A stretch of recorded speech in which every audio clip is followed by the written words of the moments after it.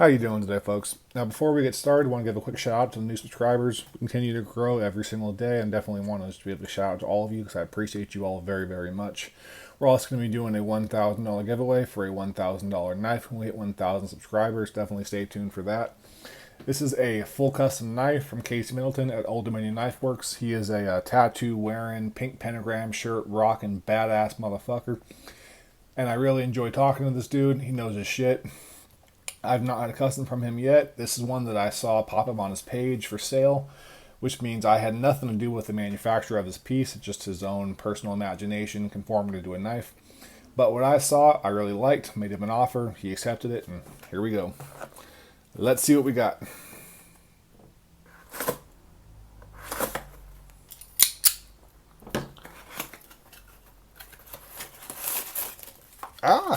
We dropping stickers, folks.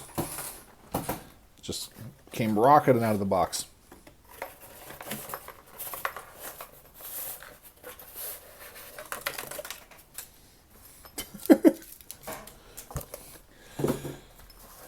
Alright, so very cool stickers. Good old COA. This is the Diva model. I don't know how to say that. It's a big bastard though. So, this is from what I understand, a 11.5 inch knife, 5-inch blade, means probably at least a 6-inch handle. I don't do math, so that doesn't add up. Excuse me. Immediate opinion on it is very solid action. Flips out just fine. Drops down very smooth. Okay. Now, as far as the ergonomics, as you guys know, I have 2XL hands. This is a big ass knife. Doesn't look that big on camera, I don't think, but this is a fucking huge knife. Okay, so immediately, the ergonomics do feel very good, but if you squeeze it, like I actually use my knives to work in, so I definitely going to be squeezing and bearing down. There's a decent amount of flex to the scales, if you can see that. It's very kind of bug out like. Some people don't mind that, but that's kind of a problem for me personally. I'm assuming that's because of the voodoo resin scales. But we have some pretty thick liners here, so I'm a little confused to why it's flexing like that. Again, the action is very good. There's a little bit of grittiness on the actual pivot. It's still very smooth, don't get me wrong, but it's like an audible, kind of like gritty sound. Not sure if anybody can hear that or not, but it's not super loud, but it's noticeable, and you can feel it like when you're actually closing it. It's like slight grit, but again, still very smooth. Also, there's my chest. Oops. As far as the actual blade, this is a AEBL knife or blade. We have some micro scratches on it. That's not good. That's looks like it might have been a wash, but it wasn't. Just maybe done differently. I'm not really sure. That's strange. Looks kind of like grind lines, to be honest. So, not a huge fan of that. Yeah, I'm not sure how I feel about that one. The pocket clip is really nice, actually. It's kind of this like bluey bronze orange peel. Really well done orange peel, too. That's not an easy finish to achieve, and that looks perfect. Orange peel titanium clip, which matches the titanium liners. We're also a little off center. As you can see, we're definitely favoring the show scale. So, so far, this one's kind of hit and miss for me. It's a $650 knife, so it's definitely pretty expensive. Ergonomics is really, really solid.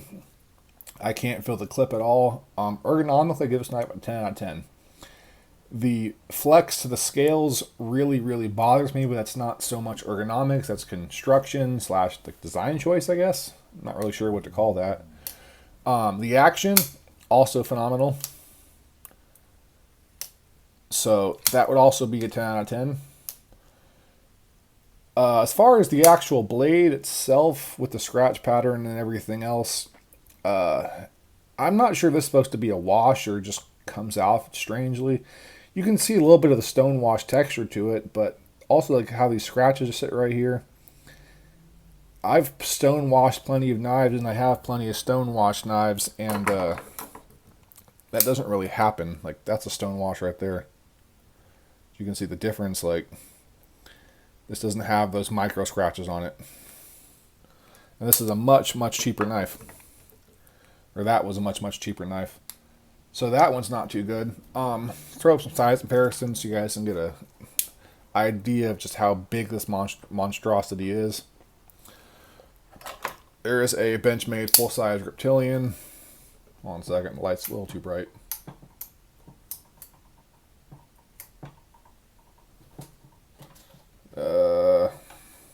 Okay. I'll have to fix it later on. Sorry about that. That is pretty goddamn bright and kind of a fat glare on the camera. But as you can see, this is a full-size Reptilian. This is a 940, so whole bunch of room. Basically fit a Reptilian and damn near about half of the 940, and still be able to fit in this knife. I'm also going to throw out the, where is it at? Current EDC, which is still the Freeman Knives Button Lock 451. Really like this knife. And I'm also going to throw out the Spyderco Manix 2. So, as you can see, this is an absolutely gigantic knife. This is not a knife for most people. I just got these big ass hands, so it kind of takes something this size to really just kind of make me hit my ergonomic happy point. And again, the ergonomics are fantastic. I'm not a particularly big fan of the uneven kind of scratch pattern on the actual blade. Very much shows up. And for the price of this knife, not a huge fan of that. The flex to the scales, I mean, some people like the bug out. Well, to be clear, most people like the bug out. That flex to me was just really a deal breaker. When you're really hard using a knife, you don't want it to kind of morph into your hand. You want it to know for a fact that this is the grip you have. And no matter how hard you bear down or how much you squeeze, it's not going to go anywhere. So that is sort of a problem.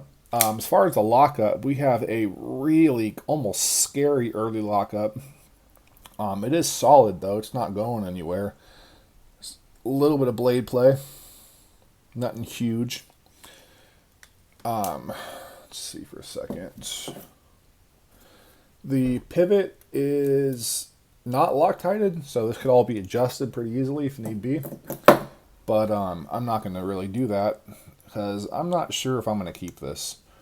So for what I was hoping for, this isn't quite it. Ergonomic-wise, I'm really kind of in love with it, but that flex, more than anything else, is really killing me. Man. I'm going to message Casey. I'm going to tell him what's going on with this knife, and I'm going to get back to you guys with an update and see how this whole thing turns out. So, speak to you shortly. In your terms, me in probably a couple of days. Alright, how you doing, folks? It's been approximately a day since I talked to you guys last.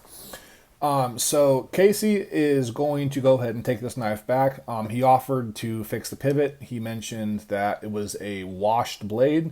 But again, the scratch pattern to me doesn't quite line up for a stone wash, but I'm also not a knife maker, so I could just be talking in my ass. Who the hell knows? But I'm actually going to be boxing this up right now to go ahead and send it back to him. I'm going to be putting the money towards a full custom build. I'm still really a fan of his work. He mentioned that the flex is because of the resin scales. I've had, resin scales on my knives before that didn't flex, but it might be because there's so much wide space because we have a pretty thick blade stock. So maybe that kind of gap is equaling out to what this is. So I'm going to go ahead and throw this out as a kind of a first impressions, but I want to be very clear on this whole piece. If the flexing scales don't bother you, this is a really good knife. I'm not too familiar with why the scratch pattern exists like that. That's a strange choice. The gritty pivot has actually worked its way out. It's still not quite ideal. The centering is by no means solid, though I've not adjusted this either because, again, I'm pretty sure this is going back, or was at the time anyways. Now I'm positive. But my overall first impressions on this is going to be, again, ergonomics 10, action 10. As far as the blade, we're going to go ahead and knock that down a bit to a 9. The grittiness has subsided. Not completely, but it's definitely getting better. So something that will definitely go away over time. I did carry this, though not very much at all, just around the house. I didn't use it or anything like that because, again, I wasn't sure if I was going to be keeping this. It carries very well. There's about that much sticking out of your pocket, which seems like a lot, but when you think about all of this is fully contained and you can't notice it, it actually carries really well, which is crazy. This is a gigantic knife, so the fact that it kind of disappears in the pocket and I forgot that I had it on me is insane. I was very impressed with the carry profile. The model I'm going to be getting that's custom isn't going to be this one, but I'm probably going to be grabbing one of these in a full titanium version at some point in time because I really, really like this. At the end of the day, the reason why it's being sent back is literally just the scale flex. I can't get over it. Like, it's just a nitpick of mine, and it really is. I was expecting to take a bath on this knife and be able to sell it for a couple $100 less, and just kind of deal with it. But Casey is a genuinely good maker and a good person, so he's going to take it back. Obviously, I'm going to cover the shipping. It's the least I can do for the whole issue. And that's going to be about it. So overall, first impressions on this knife is going to be a 9. To be clear, despite the scale flex or whatever, it's still very much a solid piece. It doesn't not gonna come disengaged on your hand. Ergonomic wise, this knife is an absolute home run.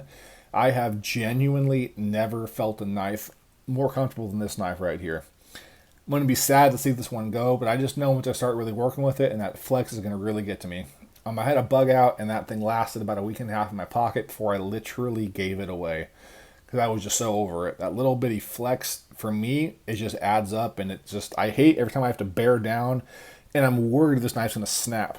You're literally trying to work on it, and you can feel it moving and rocking in your hand, and that's just not a feeling I personally enjoy.